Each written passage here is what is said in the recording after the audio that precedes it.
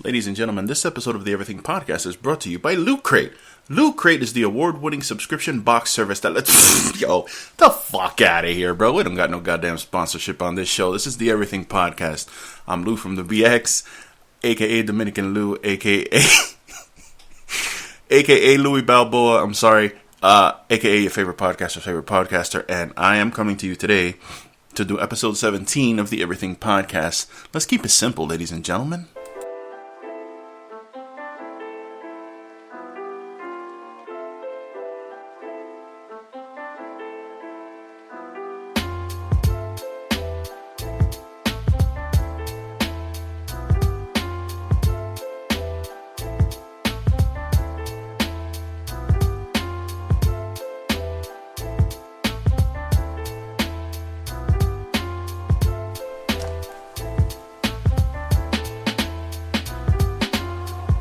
Ladies and gentlemen, welcome to another glorious episode of the Everything Podcast, episode 17 of the Everything Podcast.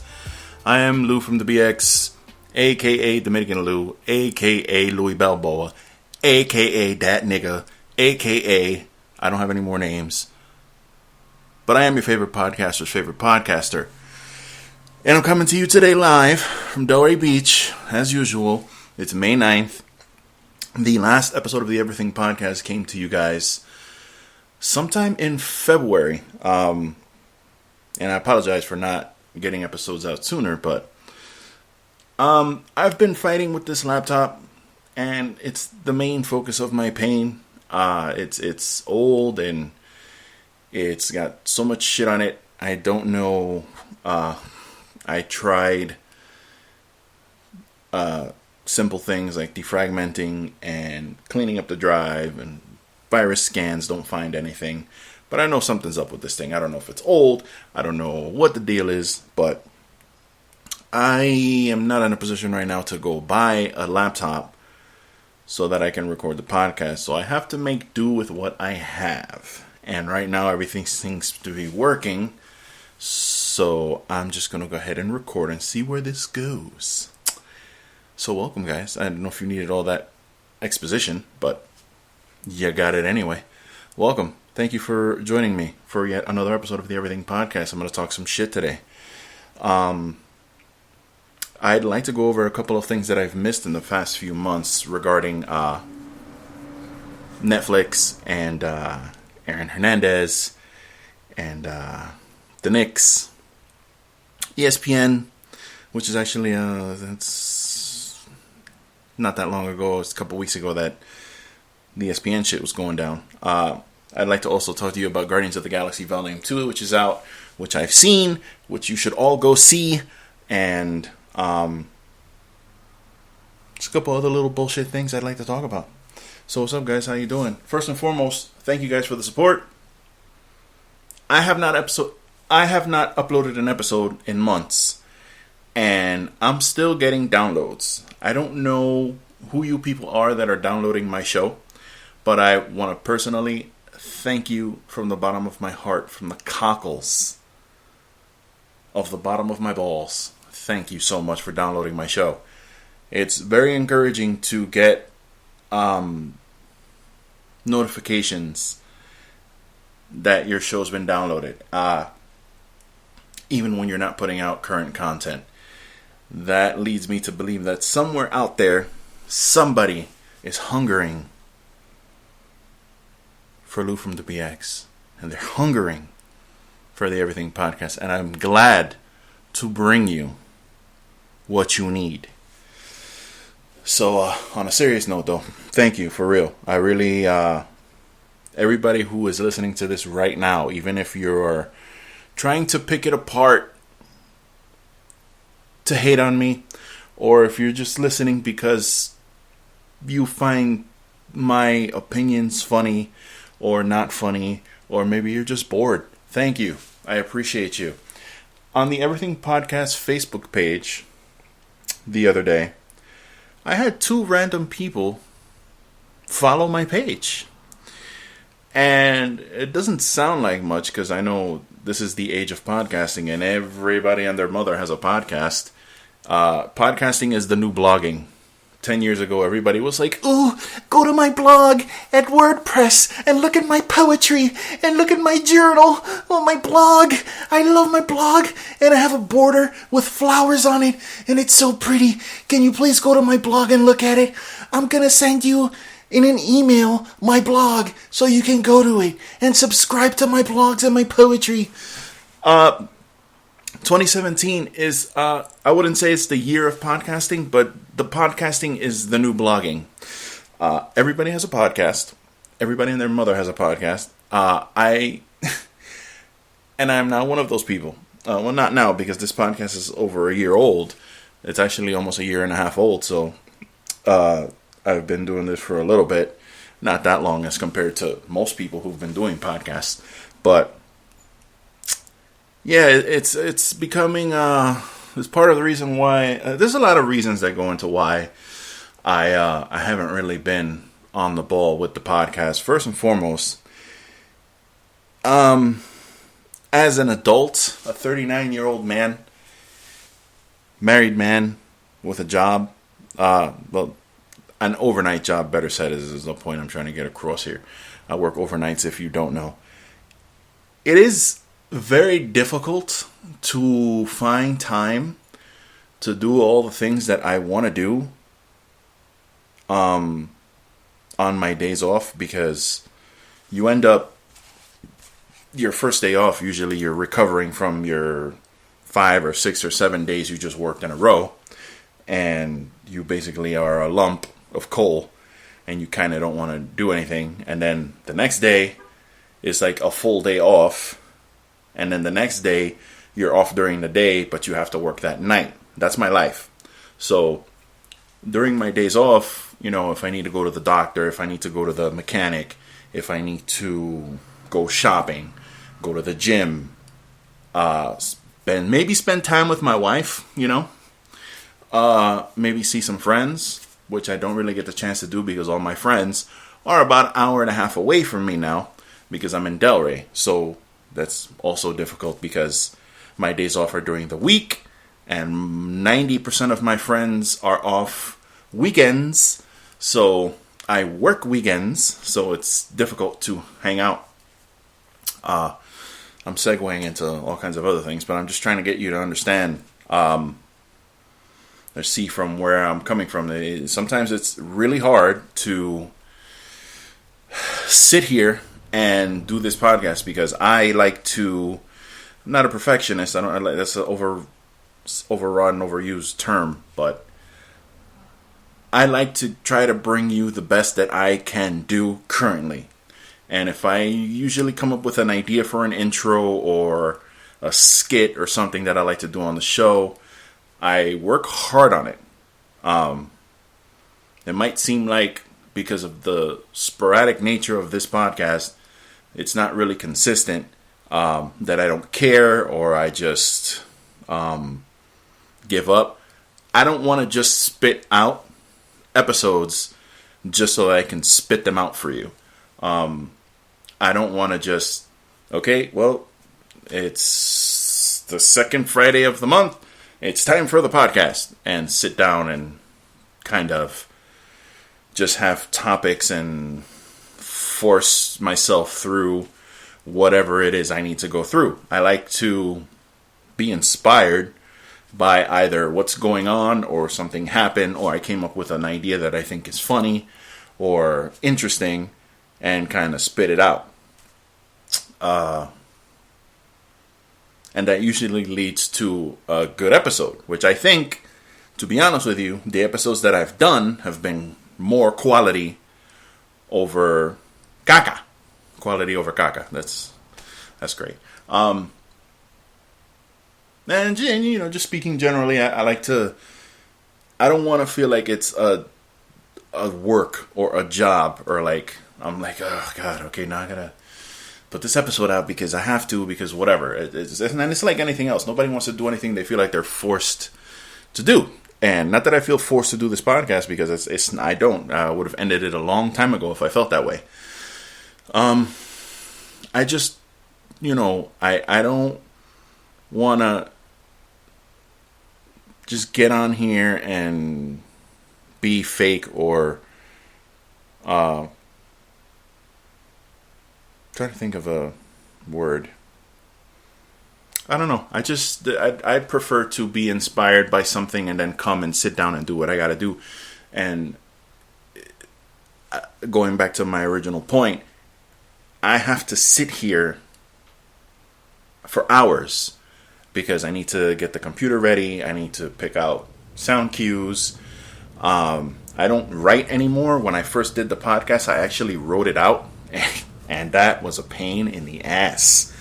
That basically made the podcast all day, and I would end up trying to rush to record it before my wife got home, because once my wife got home, I didn't want to have to be in here for 6 hours when I should be spending time with the wife, or we'll go get dinner or whatever it is that we have to do.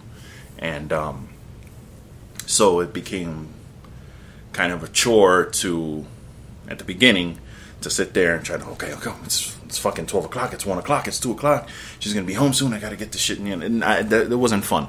So I just stopped writing. And then another reason why I stopped writing is because I felt like I was reading to you guys instead of just talking, which defeated the whole purpose of me trying to do a podcast. For that, I'll just do audiobooks, and I'll write a bunch of shit and just read it to you guys. I don't want to do that shit. So I stopped writing. Nowadays, usually if I write the topics down that I want to talk about, just so that I can glance at it and go, yes, so I don't forget. Because it's happened a few times where I've done an episode, started uploading it, and looked at my notes and was like, fuck, I forgot to talk about that. So, bare minimum of writing. But again, I just don't want to put out crap just to consistently put out crap. I would prefer to bring you guys an episode that I'm enthusiastic about, excited about, and topics that I have been running through my brain all week and that I kind of want to touch on, talk about. And I'm a little behind, so I do want to go back and discuss some things. And I think I'll take my first break, and I probably going to come back and discuss. First of all, I got to talk about the Knicks. I'm afraid. I'm very scared. I made a promise the last episode, and I'm afraid that I might have to actually keep that promise. Oh God! So I want to discuss that, and I want to talk about the Netflix thing. I have a little beef with Netflix. So I want to go over that. But ladies and gentlemen, thank you guys so much for support. Thank you for tuning in. I would appreciate and love if you guys would hit me up via Twitter, hit me up on Facebook, give me your opinions, let me know what you think of this podcast. Please, let me know what I can do to better it. Anything. Just hit me up. This is Lou from the BX. BRB, bitches.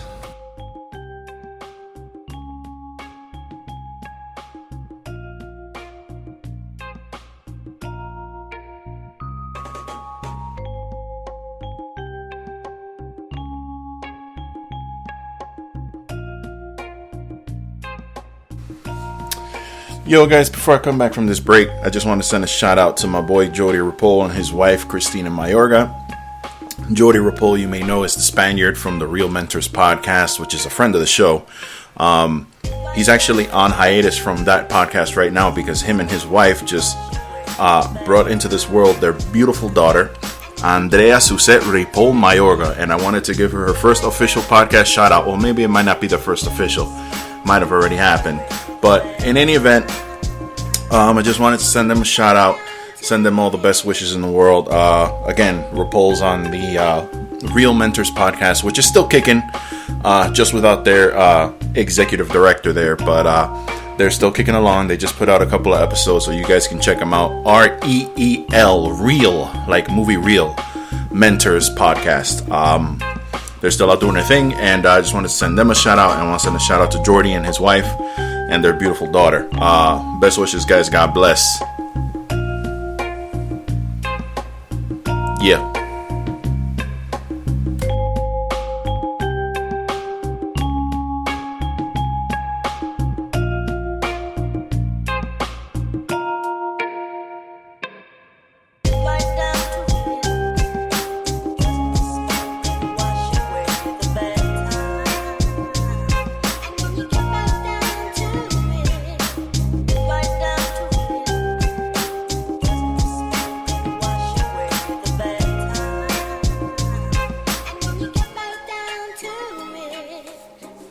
Ladies and gentlemen, it's the Everything Podcast. It's your boy Lou from the BX. And I kind of want to talk to you today about Netflix. So Netflix is coming up in the world. They've got their own comedy shows that they're doing. Better said, their own stand-up specials with very high-ranking performers like Louis C.K., like Dave Chappelle, like Amy Schumer. Like them or not, very popular names, and they are doing their own stand-up specials on Netflix. Netflix is huge, as it wasn't already huge before. It's extremely huge now. They've got so many fucking shows that they can't even promote them all. Like, if you scroll through Netflix, every time you scroll through it, you run into another series, a show, a mini-series, original movies, and like, damn, what the fuck is this now? And you're like, I end up saving so many things into my watch list, which I'm never going to watch it all.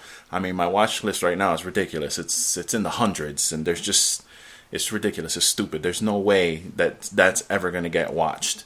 But anyways, so Netflix had a 5-star rating system since I could remember. I've been on Netflix for, I want to say, like, at least, let me think about it for a second. I've been on Netflix almost, I think, maybe 10 years.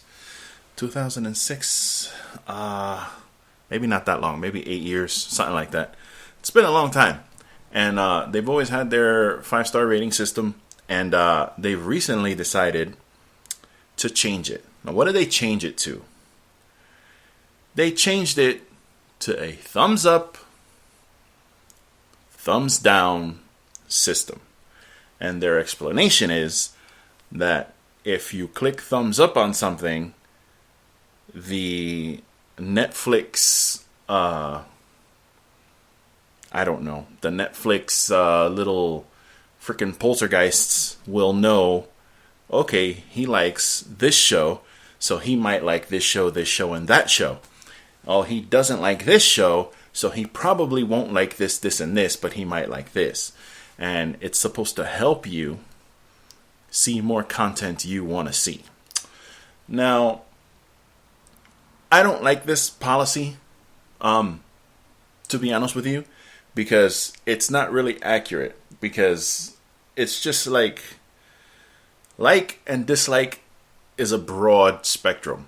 You can kind of like things, you can love a thing, you can really hate something, you could really not hate something. For them to just do thumbs up, thumbs down, I think is a mistake. I am not running a $1 million company, but the thumbs up, thumbs down thing is, I don't think is appropriate for what they have, the content that they have. Like, I love the star system, because I can watch something and then I'll rank it, and then it just adds on to all the other stuff that I've ranked. And you can sit there and see everything you've watched, you can give your opinion on it. And then I think that's a better gauge of what you might like and not like, that the system can use to find out, you know what I'm saying, what you want to watch. Now, the reason I wanted to bring this up was because about a month ago, maybe a little longer, Amy Schumer, the comedian, she put out a special, and it's called The Leather Special, and it's on Netflix. Now, right off the bat, I have not watched this thing. Okay? I haven't seen it. Haven't cared to see it. It's there. Maybe one day I'll watch it just so I can get, the whole experience here. But it got horrible reviews on Netflix. 1-star rated.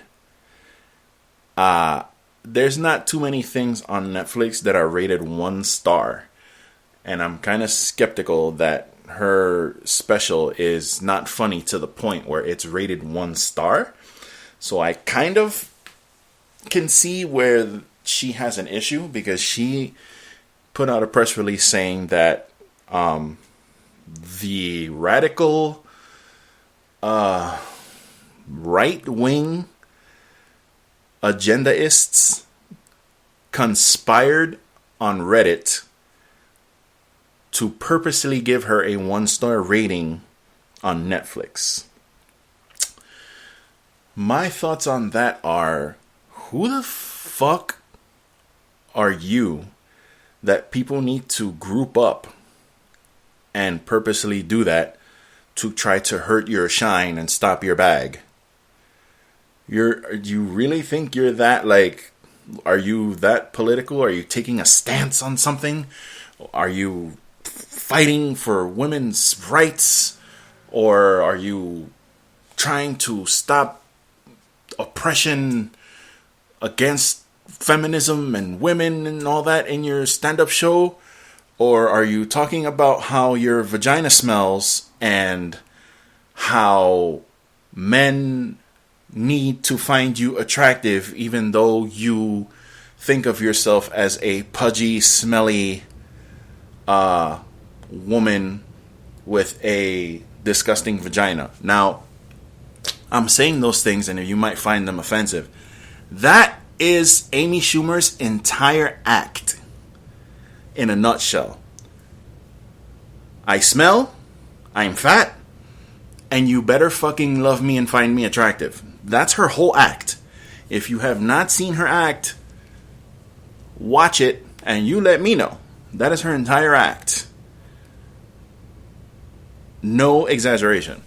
So tell me exactly how that is something. Okay, if people don't like that, they can just tune out. I don't really think people are conspiring on Reddit. First of all, if you're saying people on Reddit are conspiring, you don't know how fucking Reddit works.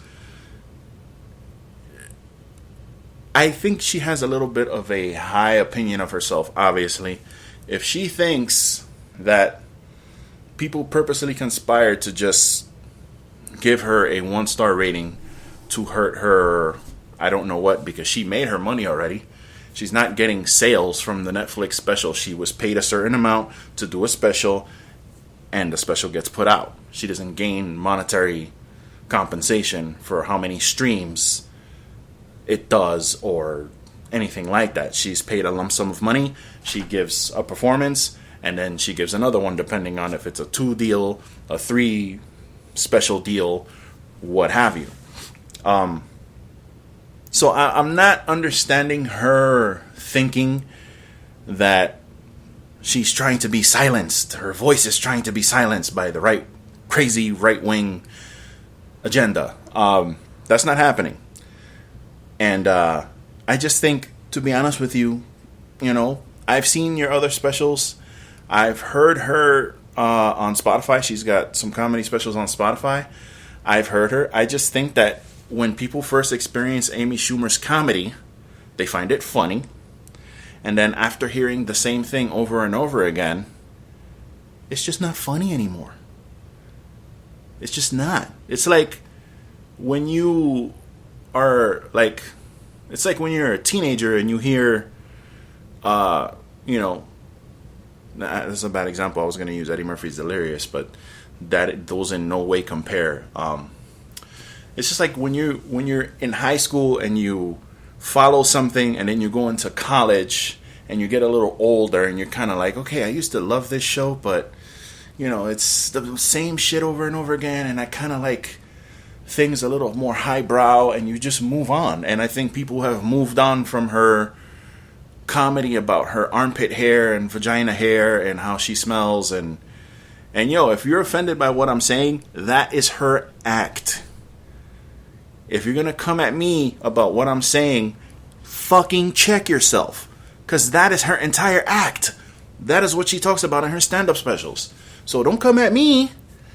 Go at that bitch. She's the one saying that wild shit. And that is supposed to be funny. Men don't find that kind of shit funny. Like, they just don't. It's fucking gross. And I'm not trying to say, like, you know what I'm saying, I'm sensitive or whatever, because I like the raunchy shit too. But after a while, and it's this whole thing, once you open it up and start discussing it, it gets more complicated, because I don't want to come off as like you're a woman, you need to stay in your lane and talk about this and that. Women can talk about whatever they want. Men can talk about whatever they want. I think, especially when it comes to comedy. Comedy is comedy. There shouldn't be any boundaries. What I'm saying is, I just don't think her comedy has progressed at all from when she started. It's the same shit with different, like, it's just different stories, but it's the same shit.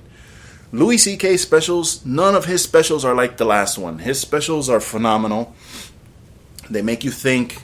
They make you laugh. I'm very fond of Louis C.K. Dave Chappelle is amazing. Kevin Hart, to me, not that funny. Kind of does the same thing. He doesn't act. Whereas I think somebody like Louis C.K. is a comedian and he tells jokes. Whereas other people are doing an act. And that's what I think Amy Schumer's doing. She's doing an act where she portrays... Because I don't think she's actually like that. She's, she's married and she's always talking about having sex with all these people. But she's married. So I don't think she's actually going out and having sex with all these people while she's married. She's playing a character. She's doing an act. And I think the act is stale. It's very stale. It's done. It's nobody... People are flocking away from it, and that's why I think your special is so low rated. And that's just what I think. That's just how I feel. No one's conspiring against you to silence your fucking voice, like she was saying in the newspapers and online and whatever. Well, they want to silence me because I'm a strong woman, and I'm saying, no, you're not saying shit. You're not saying anything of substance. No one's trying to silence your ass. You just suck. Come up with better shit. That's it. That's it. Yeah, so Netflix, you guys with the thumbs up, thumbs down thing, going back to that, and I'll just wrap this thing up here. People feel like that's why they went to the thumbs up, thumbs down system, because of Amy Schumer's complaints. Bitch, you don't got that much power. I don't think that they went out of their way to change their entire rating system based off of that one experience this comedian was having with her special. It could be. I could be wrong. Maybe they just want to please their clientele and people they're working with, and they don't want to have people they're paying all this money have a 1-star rated special, and then whatever. So maybe they did change it because of that. I don't think they did. I would hope they didn't, but I don't really know because I'm not in the know. But I'm not a fan of the system, and also you can probably tell I'm not really a big Amy Schumer fan. But it is what it is. Everything Podcast, and that's my opinion. Hate it or love it.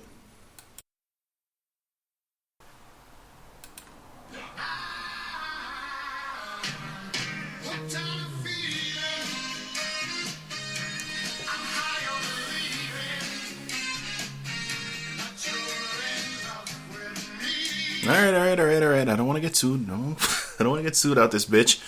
Everything Podcast. This is Lou from the BX, and I've seen Guardians of the Galaxy Volume 2. So what I'm going to do is I'm going to discuss that movie for a couple of minutes, completely spoiler free. And then I'm going to get into some spoilers. So I will try my best to let you know when I start talking about shit that is spoilerish, and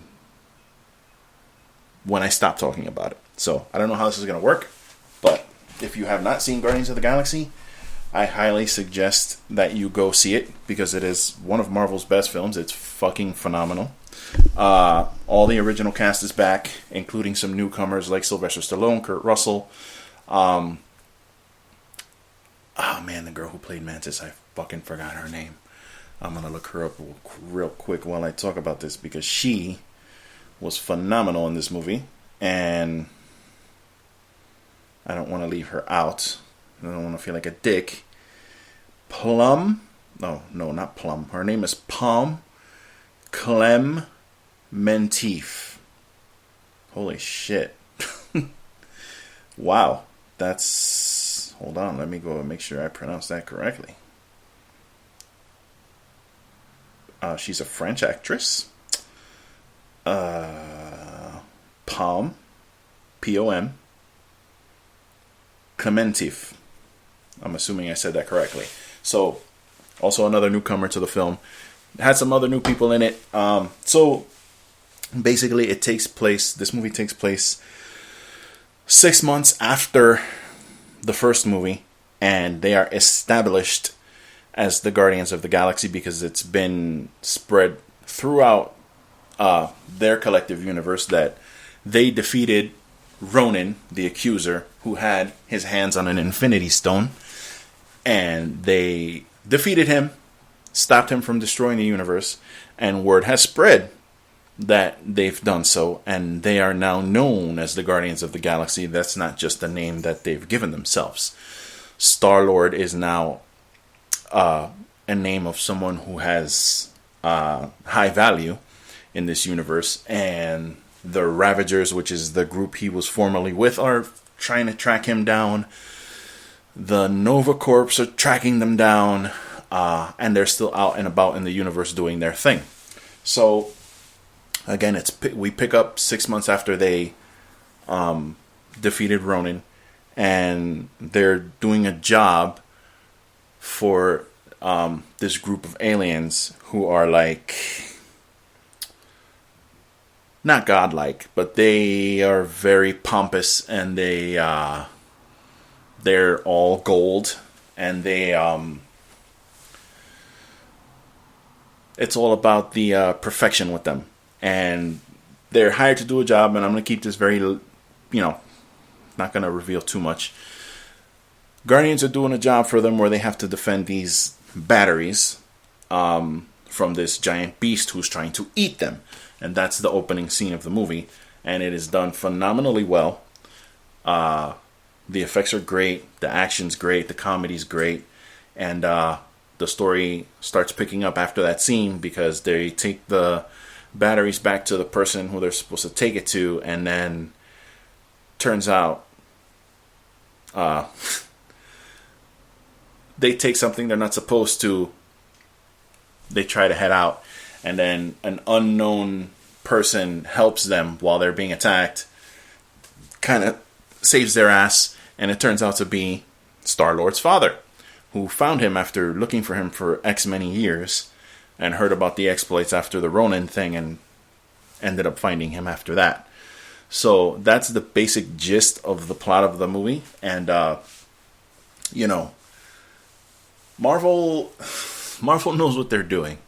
And they've been doing it for a long time, and it's really great to have, as a fan of comics, to just have movies that are of this high quality. I mean, you know, my wife loves the movies. Everyone I know who's not like, if you don't like comic book movies, you're not going to like these movies. But if you grew up reading comics, and I have a few Guardians of the Galaxy comics, and now they're not exactly how they are in the movies, because the Guardians of the Galaxy now are not how they were when I was younger. Like, Yondu was part of the team when I was reading it, and Star-Lord, there was no Star-Lord. It was Marvel Boy was, in the future,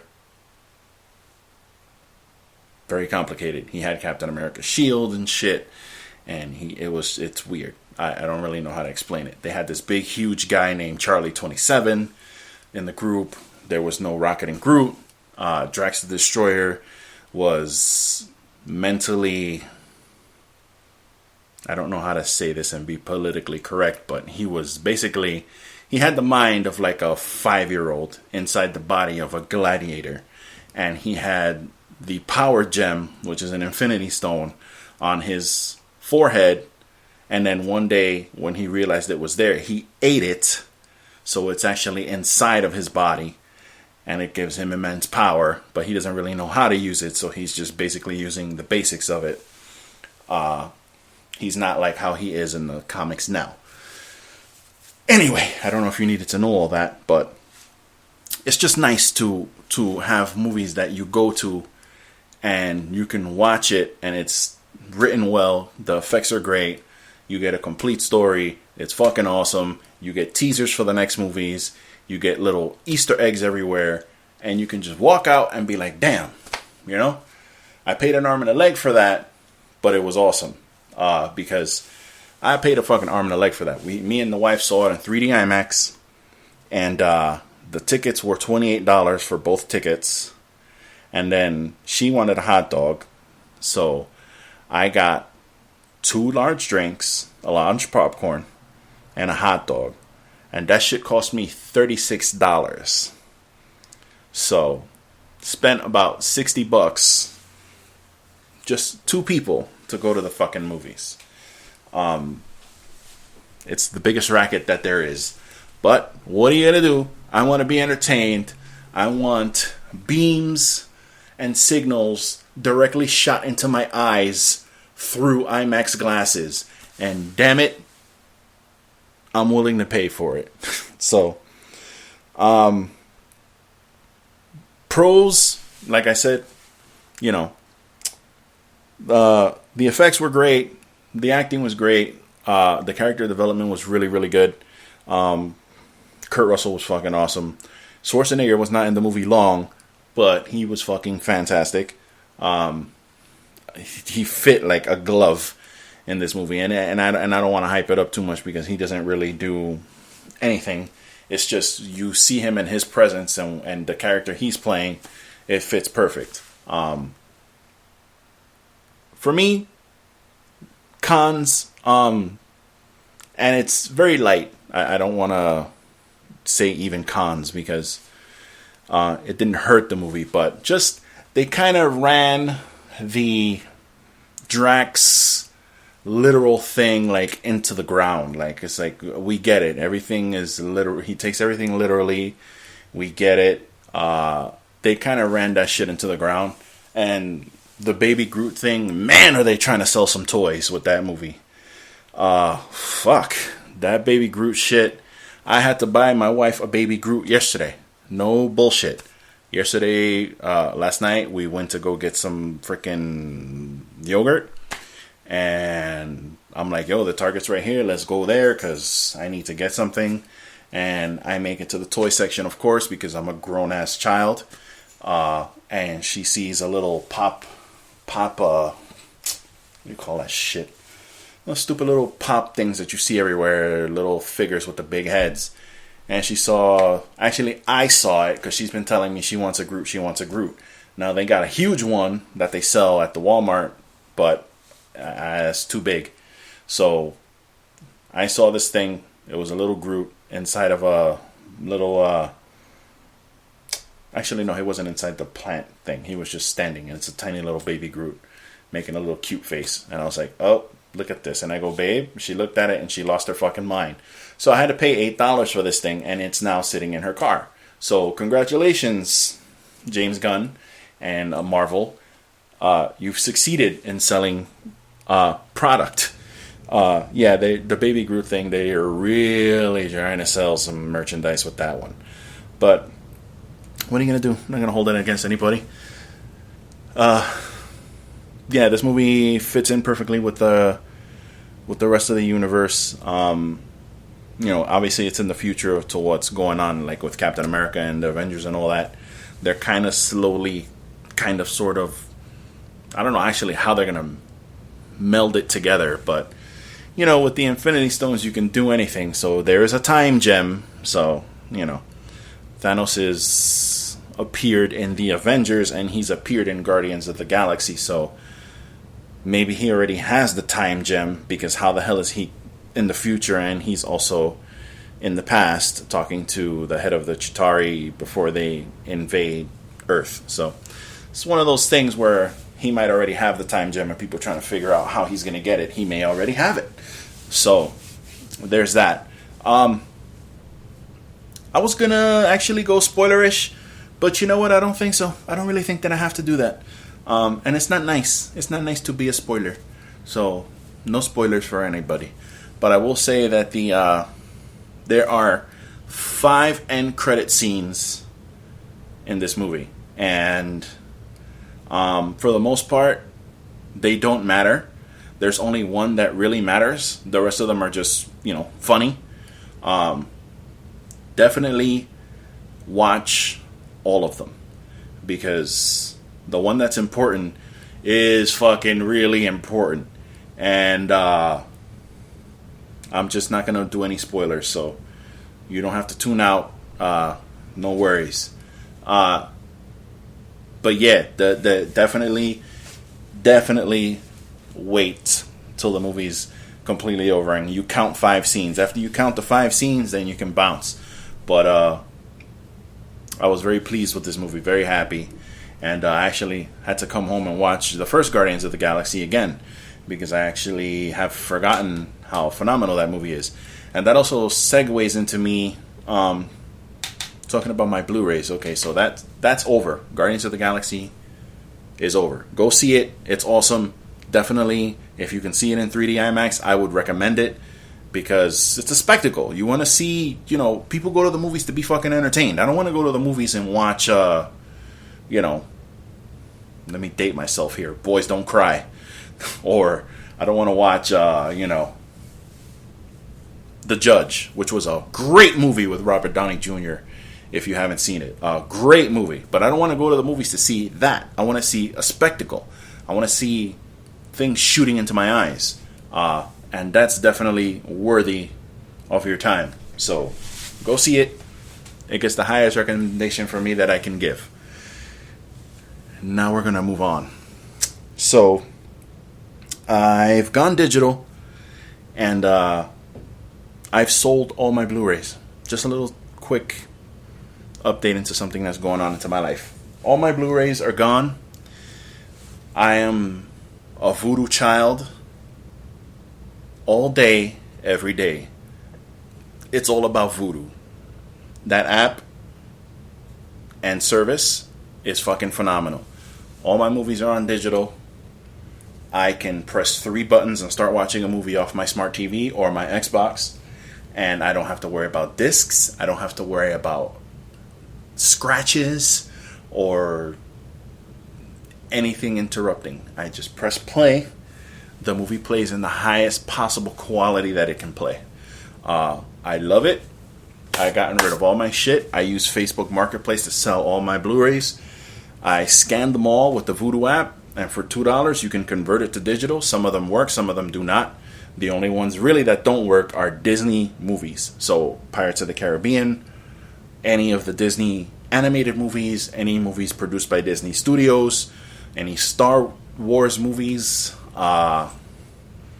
National Treasure movies, they won't scan, obviously, because Disney wants you to buy that shit from them. But out of all the movies that I had, and I had 67 Blu-rays, I scanned, it cost me $62 to convert all of them. Some of them were worth $2. One of them was worth $5. So you do the math. I'm not here to do fucking math. Out of all the ones that I scanned, there were 5 movies that I couldn't scan. One of them was Ip Man. Another one was the X-Men collection. I could not scan that, obviously, I guess because it was a collection. And a couple of other random movies. It was 5 movies total. So out of all the ones that I did scan, I just had 5 that I couldn't do. So I'm all digital now, baby. All my Blu-rays are gone, and I couldn't be happier. I get rid of that clutter, and I love it when a plan comes together. So I don't know why I felt the need to tell you all about that, but free yourself from these things. Free yourself from them, and you'll feel much better. My Xbox, all my games are digital. I don't have any cases. Well, I do, but I used to be one of those people who loved having 50 game cases, and I look at them and I go, yeah, I own these things, and they're nice on my shelf, and they just sit there forever. I'm over that. I don't want shit. I don't want any of that on my desk. I don't want any of that on there. Digital all fucking day. And if you don't like it, you don't have to do it. Collect all you want. I know that kid that I sold them to, that dude was like, you could see in his face that he was ecstatic. That was me like 5 years ago when I wanted all these Blu-rays and I just wanted to collect Blu-rays, and I got Kill Bill, so I got to get Kill Bill Part 2, and then I'm going to get Reservoir Dogs because I got Pulp Fiction, and I'll have the whole Tarantino collection, and I'm going to get all the Lord of the Rings movies, and then I'm going to get all the Batmans and all the Marvel movies I'll have on this section. I have them all on digital. I press a button and they start playing, and it's phenomenal. I don't have to move anything. I don't have to do anything. It's a beautiful thing. But that dude, he was looking at me like I was an idiot. I was giving these things away basically in his mind. But he has no idea how hard it is to try to move Blu-rays individually. So one day he'll find out, because he'll try to do the same thing. And he'll realize that it's a real pain in the ass to try to unload Blu-rays. Pawn Shop was trying to give me $40 for my collection. I put them all back in the bag and told the guy to go fuck himself, and sold it to a person who's really going to enjoy them. And I got fair market value. So, yeah. Why you needed to know that, I don't know. But this is the Everything Podcast, and on this podcast, I try to talk about everything and anything that keeps the needle moving. So, again, this is the Everything Podcast, and I will be right back.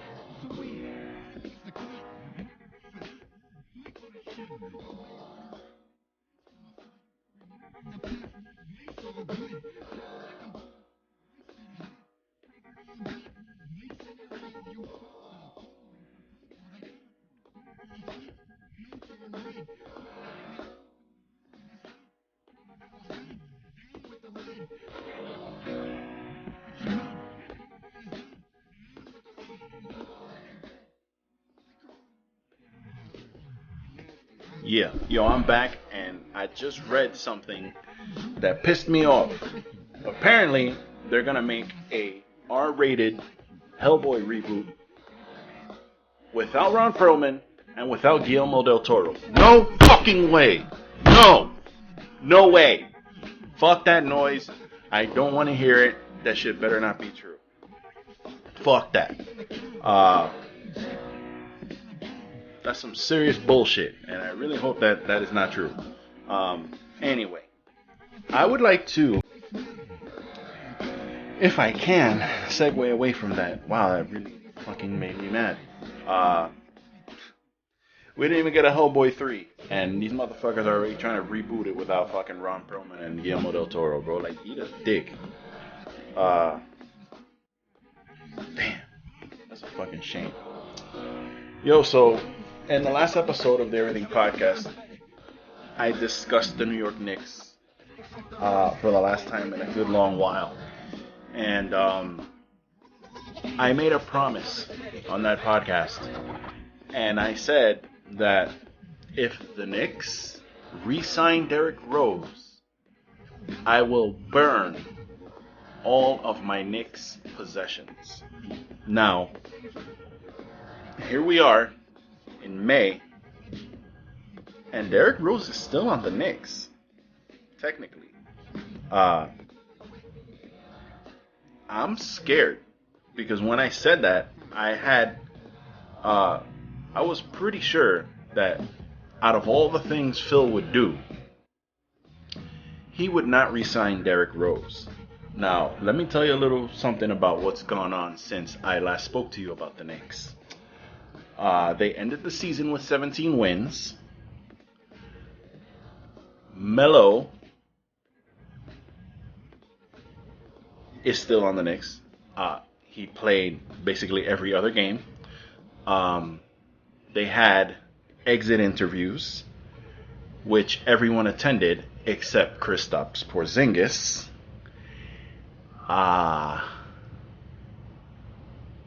Phil said Melo would be better suited playing somewhere else after their postseason, during their postseason interview sessions, which Phil finally stopped and talked to the media. And among many things that he said was Melo would be better off playing somewhere else. He said he had high interest in bringing back Derrick Rose. Why? He's still trying to push the triangle. Why?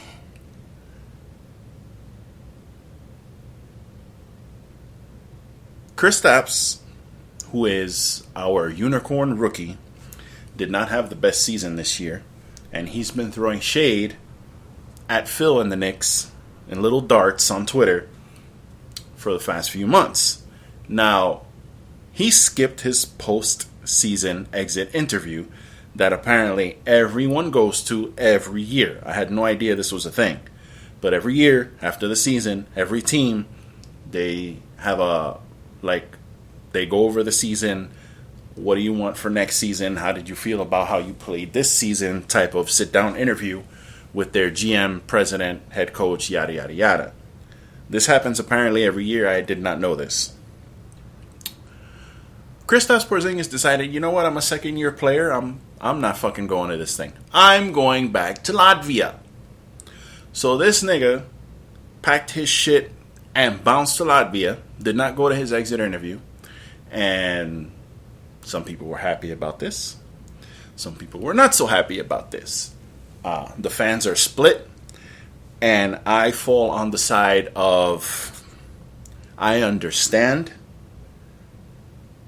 that you are upset and you're not happy and your team is a complete fucking disaster from the top to the bottom. There's nothing about this organization that is good.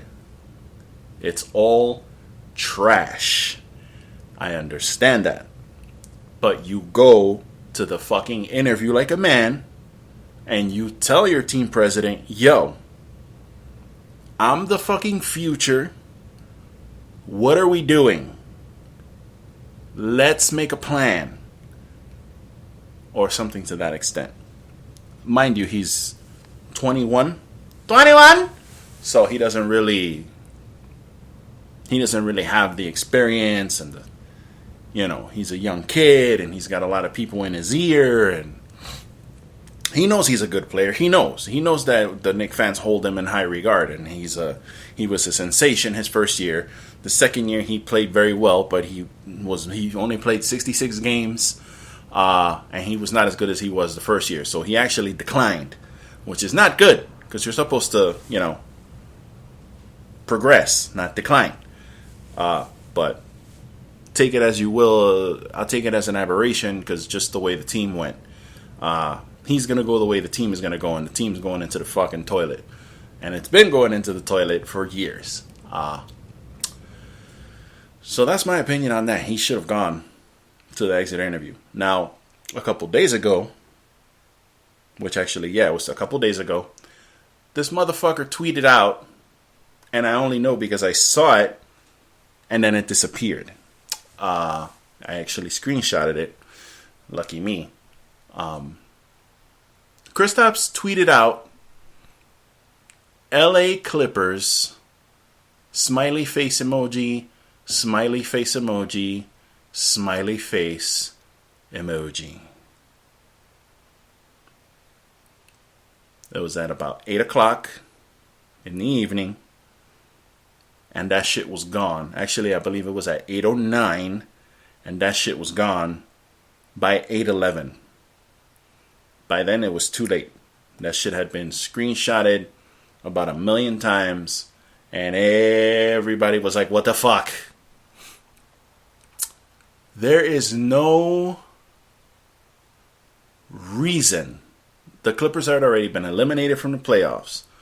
So you can't say, oh, I was trolling the Clippers. I apologize if it was insensitive, yada, yada, yada, because that's the kind of shit you probably would have to do as a basketball player in the NBA. You don't want to troll another team on Twitter and yada, yada, yada. They had already been eliminated days before.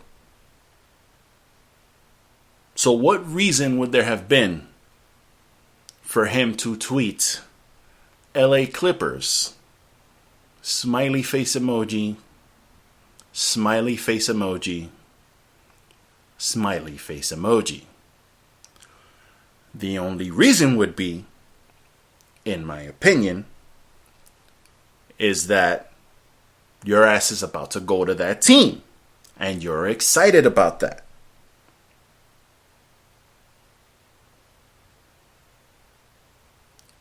If there is one person on this team that absolutely should not be traded, is Kristaps Porzingis.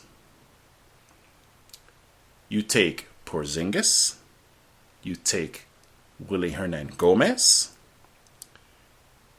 you take that shooting guard that we got on our team, I can never remember his name. You take these young dudes and you try to build something with these young dudes.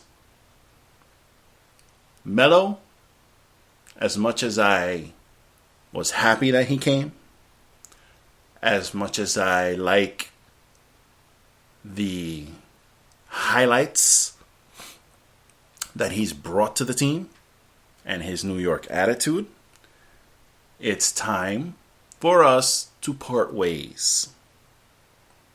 Melo has to go. Carmelo Anthony, thank you for your time. Thank you for your service.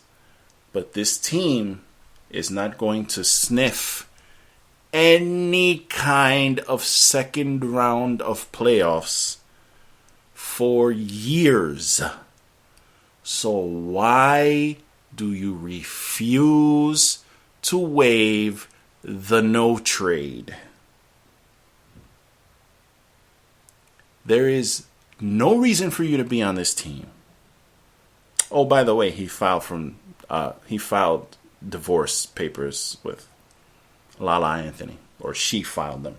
Somebody filed them, but them two are getting divorced. Apparently, Melo was doing some extracurricular activities, and Lala's not happy, so they're done. Which means Melo's got a lot of decisions to make, and he's probably going to bounce, or maybe he won't, because depending on what she wants to do, she may just bounce to LA, because she is acting. She might bounce, and he might stay here. But you don't need to stay on the Knicks. You need to take your jab step, and you need to take that head fake, and take your fucking headband and your knee-high socks and get the fuck out of New York. Take that shit on the road, go to another team, somebody that's going to compete, somebody who's going to be on TV, because nobody wants to watch the Knicks. Phil Jackson. Phil Jackson also needs to go. I think, to be honest with you, James Dolan is actually trolling Knicks fans. This is a long, hard troll by James Dolan. James Dolan, before he hired Phil Jackson, was going to have a protest outside of the Garden. A protest by Knicks fans protesting the way he was running the team. And that shit was going to happen. And that day that it was going to happen, he hired Phil. And that kept everybody quiet. Now, people were going to protest because Dolan kept interfering in the team. He would not let Donnie Walsh run the team the way he wanted to. He would not let Larry Brown run the team the way he wanted to. He would not let Mike Woodson run the team the way he wanted to. And Knicks fans were tired of it. Let them fucking run the team. You're the owner. Cut the check. Let them run it. But he just couldn't help himself. It's like a little kid poking a stick. And Knicks fans were tired of it. They were going to protest. So he went and he got Phil. And he's like, here, this guy, former Knick, 11 championship rings. He's going to save us. And it seems to me like Dolan said, you know what? I'm going to hire this guy for 5 years. And he's going to do the whole 5 years. And I'm not going to interfere in any way. And let's see how much better the team is. It's almost like if he's sitting in his high chair, just with a smile on his face, like, nope, I'm not going to interfere. Nope, you told me not to interfere. I'm not going to interfere. You guys wanted this. You guys have Phil. You guys have the team. He's going to do whatever he wants. And I'm not going to interfere because you told me not to. And I'm not going to do it. It's almost like he's trolling us. He's sitting there laughing like, haha, you see? Oh, your team's doing bad. Oh, well, I'm not going to interfere because you guys were going to protest me interfering. So here you go. I'm not going to interfere anymore. It's like it's a game. Like this nigga's playing a game with us. Like he wants an apology and shit from the fans. That's what it feels like to me. Like that nigga wants an apology from us for telling him to stop interfering. So he decided, I'm going to get Phil. I'm going to put Phil in charge and I'm going to let him do whatever he wants. Literally whatever he wants. Good or bad. And look at the state of the team right now. Last year was supposed to be a playoff run team. We won 17 fucking games. Jose Calderon was supposed to be the head of the triangle. Calderon. He said that guy is a perfect fit for the triangle. I've been watching very minimal playoff basketball. I literally have watched maybe 20 minutes of total playoff basketball this year. And those 20 minutes for me were a realization that the Knicks have sucked all the joy out of watching basketball for me. I don't know how anybody else feels, but that's how I feel. I sit there and I watch basketball. For instance, I was watching, I think it was the Thunder, and who the hell were they playing? I don't even know who they were playing. The Thunder was playing somebody. I don't even know who the fuck was playing. And I'm watching this, and I'm watching fluid basketball. I'm watching crisp passes. No, it wasn't. It was the Pacers, and it wasn't. I'm sorry, it wasn't the Thunder. But I have watched some of the Thunder this year. It was the Pacers and Cleveland when they were playing that Game 3, and the Pacers were kicking the shit out of Cleveland, and then Cleveland came back and won, and they were playing in Indiana. So I'm watching this game, and the Pacers are down 2-0. They're at home for their first home game, and they're kicking the shit out of the Cavs. They're kicking the shit out of them by like 20 points. They're raining threes. They're running through the lane, getting layups, and getting fucking dunks. And Cleveland is just running around. They have no idea what to do. They're just looking lost. And the crowd is going fucking bananas. Right? So I'm watching this.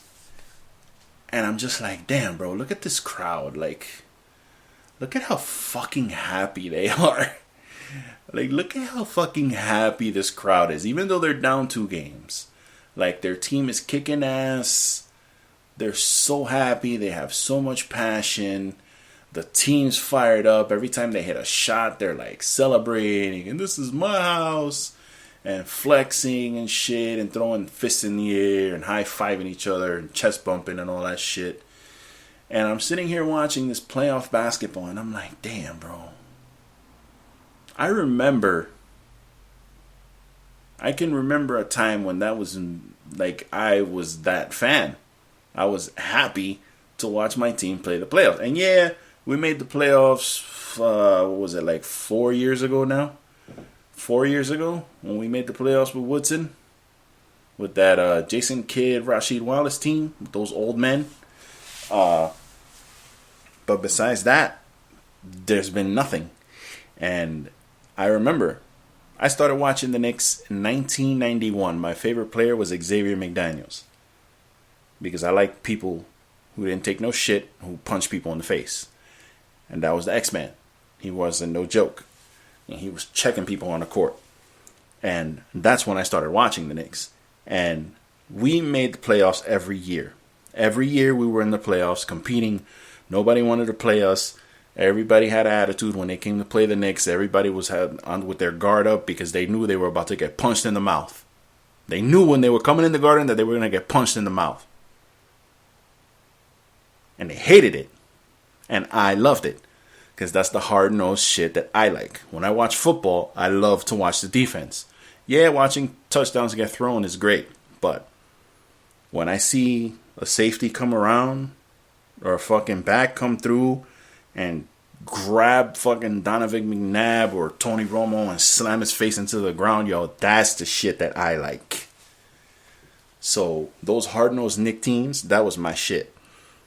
Now, you watch a game and it's like people don't want to get touched. They don't want to touch anybody. They don't want to be touched. They don't want to do anything. And motherfuckers are just running through the lane, making layups. Like, okay. I've been talking about this shit for too long, but it just, it's not gonna stop.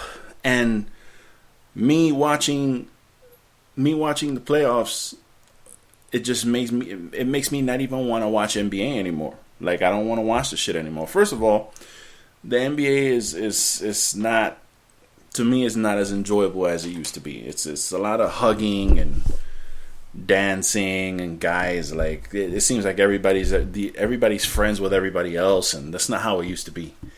I'm watching the broadcast, and I'm watching Mark Jackson, Jeff Van Gundy, and Mike Breen, all with Knick connections. Mark Jackson was a number 1 draft pick for the Knicks. Jeff Van Gundy is a former coach for the Knicks.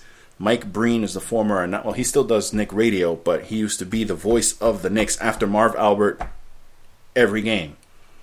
And then I guess he blew up and now he's doing TV. He still does radio, but he doesn't do every game. And then, of course, former Knicks everywhere, all over the playoffs. And it's just like, you see somebody leave your team and then have success every time. Every time somebody leaves the Knicks, they have success. And it's just like, when's it going to end? When is this shit going to end, fellas? I don't know. I haven't worn my Knicks shirts in forever. My Knicks hat is sitting there in the back of my car. I don't even want to put that shit on anymore. I'm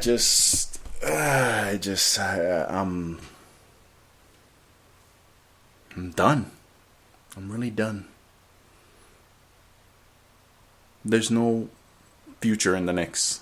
If I had kids, I don't even think I would try to make them Knicks fans. I really wouldn't. I wouldn't make them watch that. I wouldn't make them wear the gear. Even though I love the colors, I just wouldn't do it. I really don't think I would do it. Why? For what purpose? Why am I going to represent that? For what? This is the pain of being a Knicks fan. If you don't understand it, I'm trying to give you insight It's that it physically hurts to be a Knicks fan. It hurts. Pain. It's sad. And it wasn't like that. It was never like this. This is not how things are supposed to be. It's supposed to be the mecca of basketball. How the fuck is it the mecca of basketball? It just...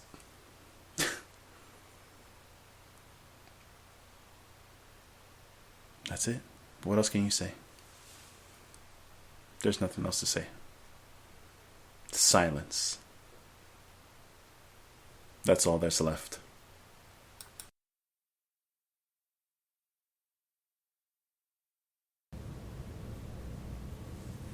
Hey, yo, guys.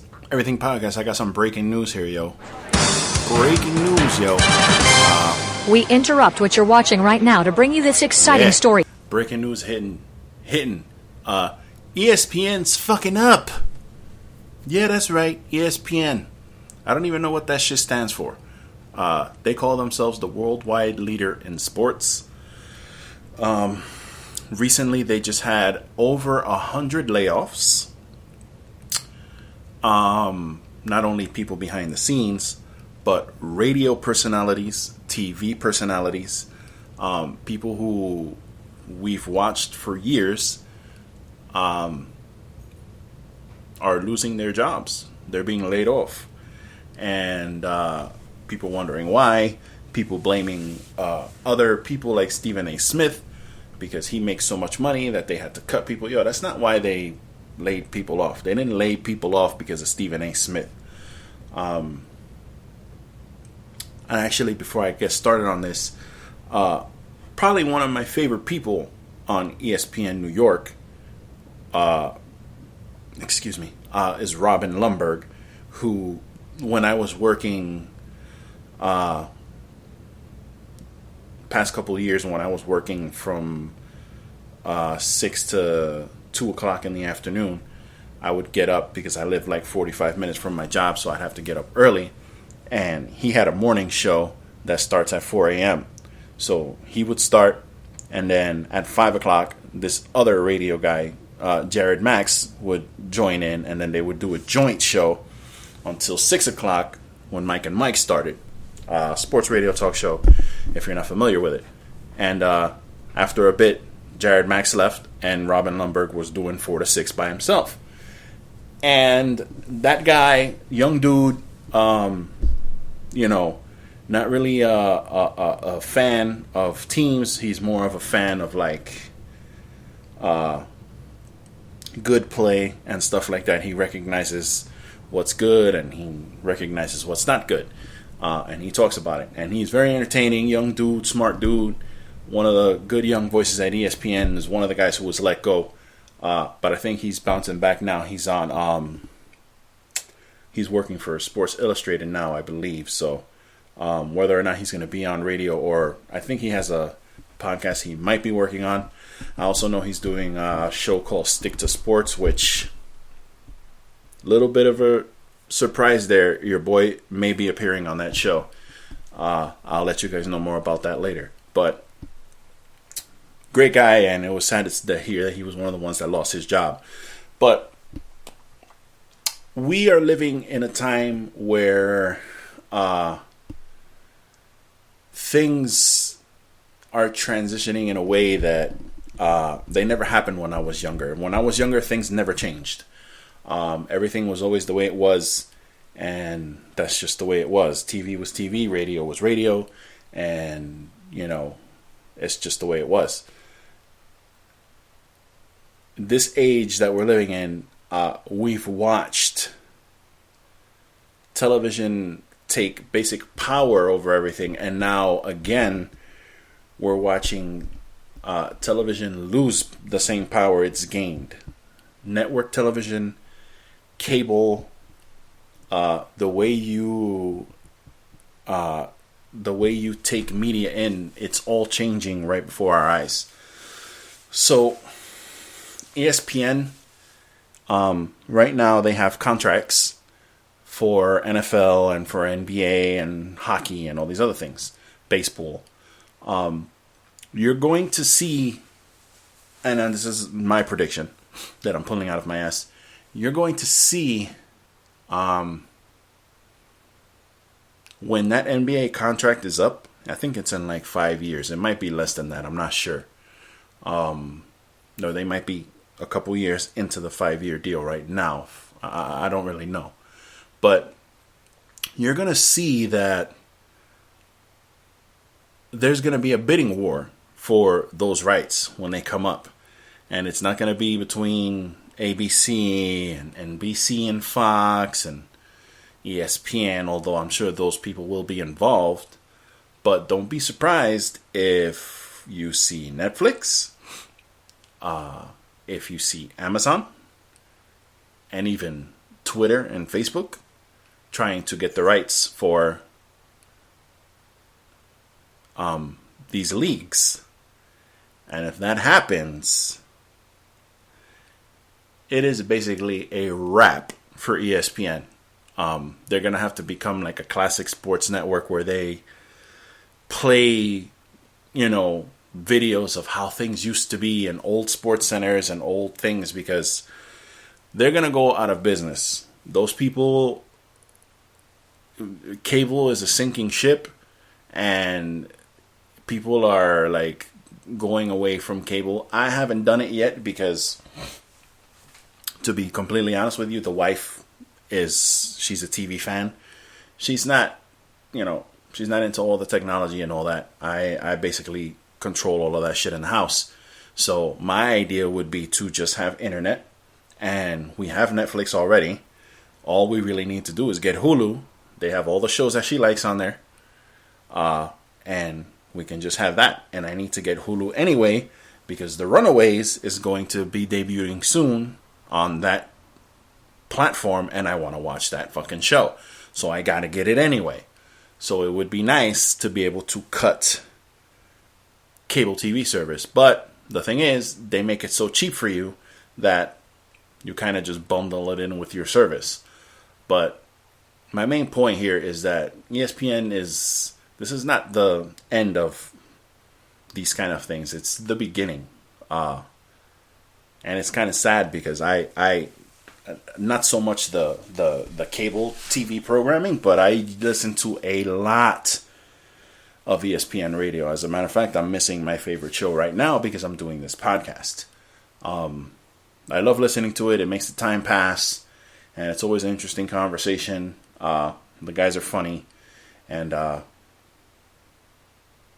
it's sad. I really hope that in some way it doesn't ever completely go away, but it's the beginning of the end of ESPN as we know it. Back, even if you think about it, 10 years ago, when you, at least my house, when you would walk into my house, I'm handing you a beer, and ESPN is playing on the TV.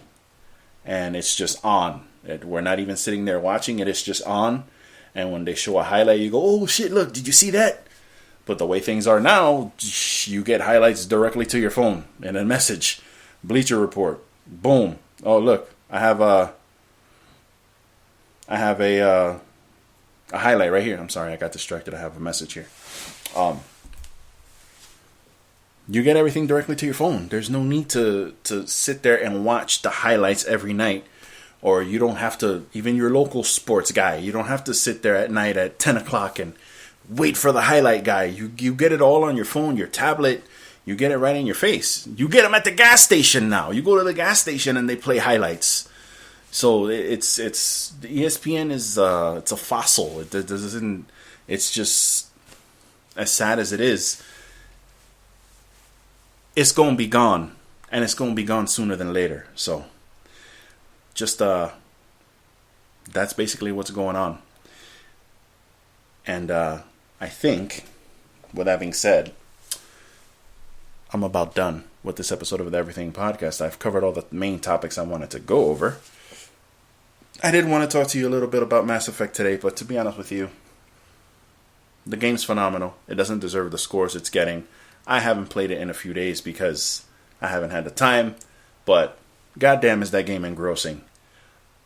But I'm not going to sit here and go into that right now. So, my friends, we are at the end of the episode. I'm so glad I was able to do this to you. Do this to you. That didn't sound right. I'm so glad I was able to provide this service for you, and hopefully I'm not going under like ESPN is. If you have any feedback or anything you'd like to discuss over that I may have talked about here, you can catch me on Twitter, Louis Del BX, Lou from the BX at Twitter. The Everything Podcast Facebook page is always there for you. The Get Off My Dick page is a subsidiary of the Everything Podcast page. It's also online and hitting. The Everything Podcast on Instagram. I'm all over the place. It's very easy to get in touch with me if you would like to. So, with that being said, guys, thank you very much for tuning into this episode. Love you all very much. And, yeah. To all the lovers, keep on loving. And to the haters, keep on hating. The hate is only going to get you so far in this life, so try to spread that love. Eliminate that hate. And the haters, get off my dick, B.